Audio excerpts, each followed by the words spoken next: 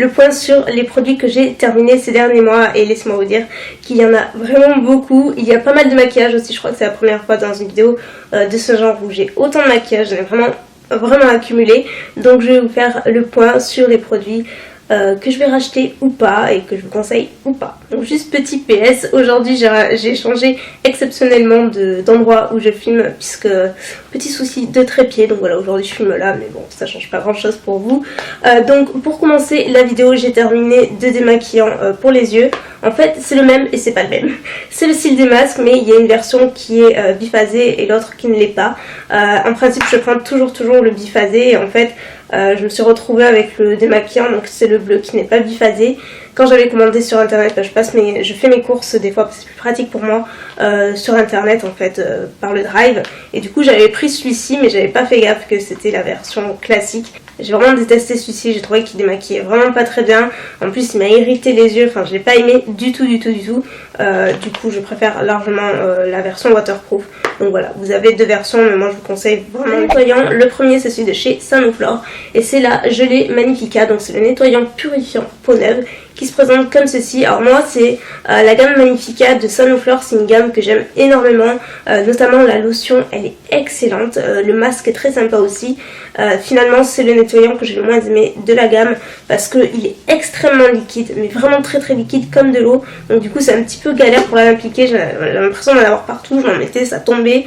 Après ça reste un nettoyant assez classique, j'ai pas trouvé particulièrement purifiant, il n'avait pas particulièrement d'action sur les pores ou quoi que ce soit. Un nettoyant classique mais que je ne rachèterai pas parce que pour moi beaucoup trop liquide et assez galère à utiliser et j'étais pas trop fan de l'odeur.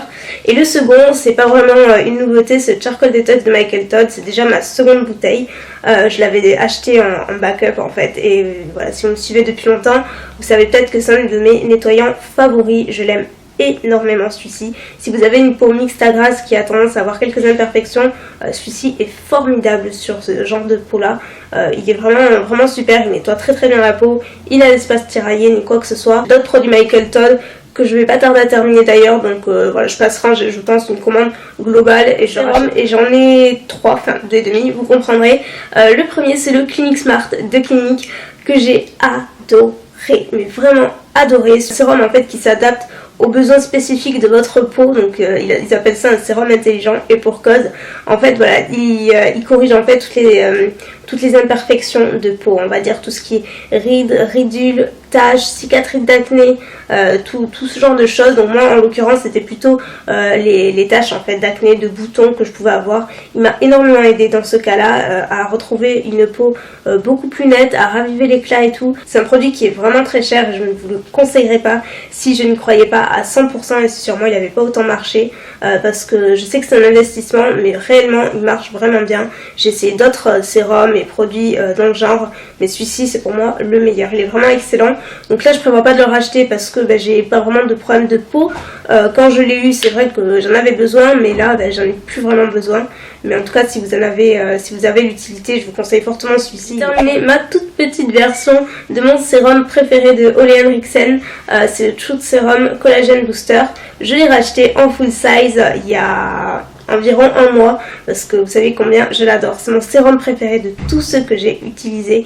Il est excellent. Avec le Clinique, c'était le combo parfait. J'utilisais le Clinique le matin et celui-ci le soir et c'était absolument parfait quoi pour retrouver une peau nette. Si vous avez des problèmes de peau, il est génial. Même celui-ci, même si vous n'avez pas une peau à imperfection ou quoi que ce soit, vous allez voir la différence. La peau est plus souple, elle est beaucoup moins terne et éclatante de santé et ça répare vraiment la peau. C'est bourré de principes actifs qui font beaucoup de bien à la peau. Donc franchement c'est l'huile de José Maran, la version light, c'est mon deuxième tube.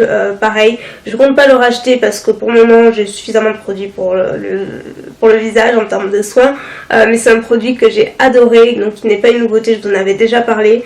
Mais pareil pour une peau mixte à grasse, moi j'étais très sceptique sur le fait de mettre de l'huile sur le visage mais j'avais voulu tester la version light donc et adoré quoi. Déjà l'odeur est terrible, c'est très agréable, ça pénètre très rapidement dans la peau, ça ne laisse pas de fine gras et puis encore une fois on voit vraiment la différence au fur et à mesure des utilisations.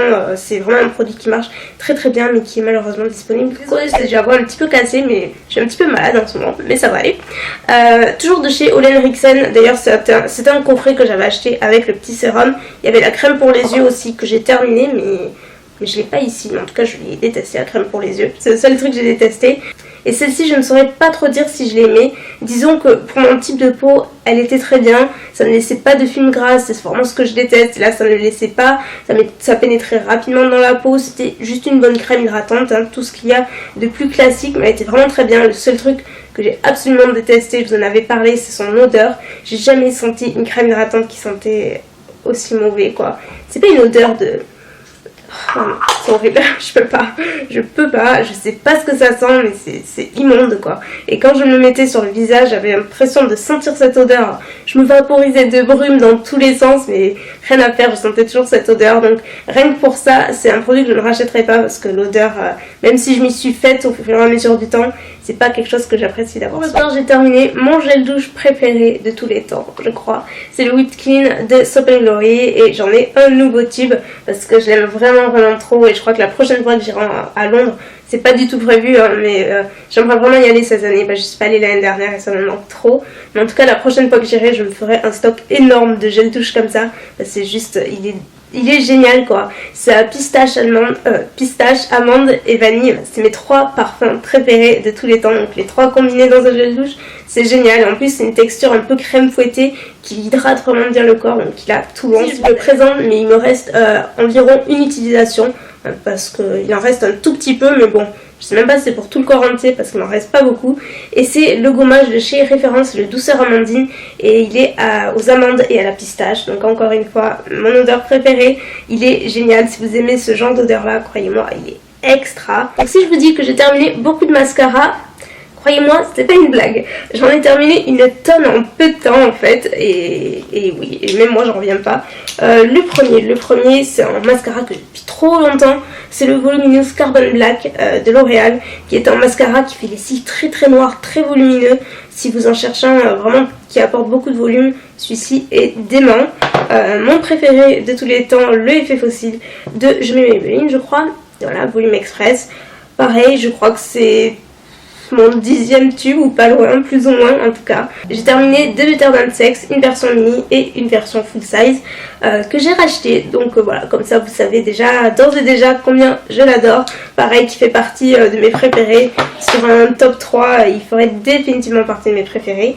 Ensuite, celui-ci, pareil, je l'ai racheté, c'était un échantillon en fait que j'avais reçu dans une commande. C'est le Omega Lash de Marc Jacob et je l'avais tellement aimé que je l'avais acheté à l'occasion des moins 20, moins 25%, je sais plus. Et c'est pareil, un de mes mascaras préférés, il est dément, mais vraiment j'ai eu une très belle surprise avec ce mascara là, parce que je m'attendais pas du tout à un tel résultat. J'ai terminé 2 liners, le premier que j'ai depuis des années, enfin que j'avais racheté, je crois que c'est mon 3e tube, celui de chez Dolly en fait c'est une marque asiatique et c'est le meilleur liner que j'ai vu en fait, que j'ai pu connaître parce que la pointe est extra fine. Bon, le packaging est très joli, mais il est très noir, il tient très bien en fait, il avait tout bon et moi je le commande sur eBay US tout simplement, il est génialissime. Et le second que j'aime beaucoup moins et qui est un flop pour moi, c'est le Super Liner Perfecting de L'Oréal. Je l'aimais bien au début mais c'est pas la meilleure mine en fait, elle est trop épaisse, elle est pas assez souple en fait, elle est trop rigide donc j'ai du mal à faire la virgule et surtout il se termine assez rapidement et je le trouve pas assez noir. En tout cas c'est pas le meilleur que j'ai pu essayer, je préfère largement un Dolly. Ensuite il y a le crayon à sourcils Sleek que j'ai trop adoré. Vous avez d'un côté le goupillon et de l'autre côté il y en a plus mais en fait la mine en fait, le crayon qui est génial. J'ai aucune référence, je sais pas comment ça s'appelle mais je pense pas que chez Sleek ils aient beaucoup de références en fait de crayon à sourcils. Il est génial parce que celui-ci en fait il était imprégné en fait de cire en fait, donc quand vous redessinez vos sourcils donc ça les remplissait avec la couleur et tout, mais en plus de ça le fait qu'il y ait de la cire ça les fixait, donc ça c'était vraiment sympa, c'est quelque chose que j'ai jamais vu ailleurs. Il avait un rendu très naturel, la pointe était très sympa, donc pareil voilà, si vous allez à Londres ou si vous avez accès aux produits Sleek, je vous conseille de tester celui-ci, vraiment sympa. À mon grand regret, j'ai terminé mon Dream Limited de Maybelline que j'ai trop aimé. En fait c'est Ils disent que c'est un highlighter concealer, enfin concealer, comment on dit, un anti-cerne highlighter en fait, et c'est un peu ça, c'est le même principe que la touche éclat d'Yves Saint Laurent. Si vous voyez, vous avez le twist au bout avec le produit et le pinceau de l'autre côté.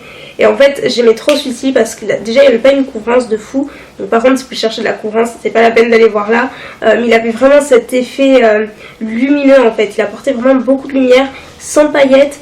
Et moi qui n'ai pas des cernes hyper prononcées, c'est vrai que ça me suffisait, donc j'utilisais en anti-cerne, il était génial et c'est définitivement un produit que j'ai racheté parce que il est pas cher, qu'il est facile à trouver et que franchement il est vraiment très sympa. Le seul truc c'est qu'il s'termine vraiment très très rapidement, il y a assez peu de produits et c'est vrai que je l'ai terminé assez vite quoi.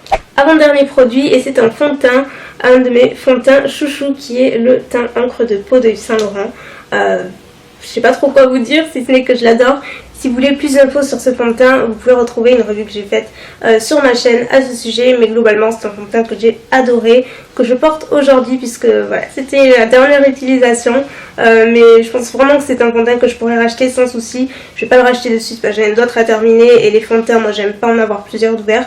C'est quelque chose qui se termine pas du jour au lendemain. Et voilà, je vais pas en avoir 36 d'ouverts tout simplement. J'ai la teinte B30 pour celles que ça intéresse. Ça doit faire bien 3 ans que je l'ai, je pense. C'est la poudre translucide, la poudre libre translucide de Laura Mercier qui est, si vous me suivez, vous avez dû la voir plus d'une fois. C'est une poudre qui est merveilleuse pour les peaux mixtes à grasse. Donc je la rachèterai sans aucun doute parce que c'est la meilleure poudre de toutes celles que j'ai testées. J'ai jamais trouvé la poudre matifiante.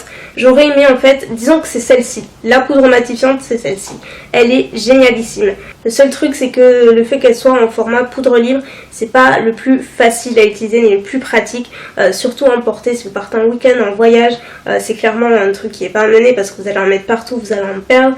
Pour tous les jours c'est vrai que moi c'est pas le format que je préfère en fait. Je préfère le format poudre compacte et c'est pour ça que j'aimerais trouver la poudre matifiante en version compacte. J'en ai essayé des tonnes et du coup je pense que la prochaine fois je vais acheter celle de Laura version compacte. J'ai entendu de bonnes choses en fait à ce sujet, mais j'aimerais bien me faire mon avis. Donc je pense que j'achèterai celle-ci et je rachèterai quand même la poudre libre parce qu'elle est vraiment vraiment géniale. Si vous avez une peau qui brille assez vite, je vous conseille celle-ci, elle est géniale. Donc voilà, c'est tout. On a fait le tour de tous mes produits terminés. Vous voyez, il y en avait quand même pas mal, je vous avais pas menti. Écoutez, j'espère que la vidéo vous aura plu. Je vous fais plein de bisous et puis je vous dis à mercredi pour la prochaine vidéo.